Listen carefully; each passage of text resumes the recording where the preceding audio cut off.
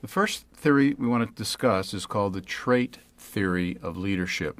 Now, this was a theory that was popular many years ago, maybe around the Industrial Revolution, when business was looked at in different ways, more pragmatic points of view, that certain things were the way they were and there's nothing you could change about them. If you might have taken our marketing course, you'll remember we talked about how in those days they decided what the consumer wanted via engineers and so on. They also decided who was going to be leaders based on what they called a trait theory. And they felt in those days that there were certain characteristics that a person was born with, that if they had those, they were born to lead. And according to this theory, if they didn't, they weren't able to lead.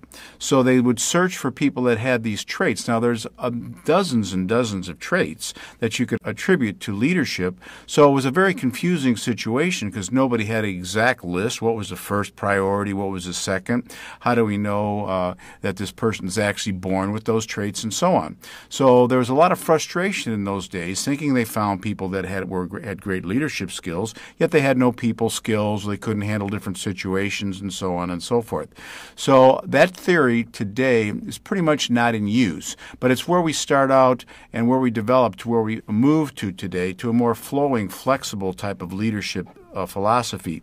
Also, the philosophy of leadership today is that leaders are not necessarily born, although we can all have traits that are positive and helpful in that particular area, but leaders are made. And a lot of becoming a leader is what you want to do. Do you want to lead? And you can develop these traits and skills, and we'll talk about how we do that throughout this course.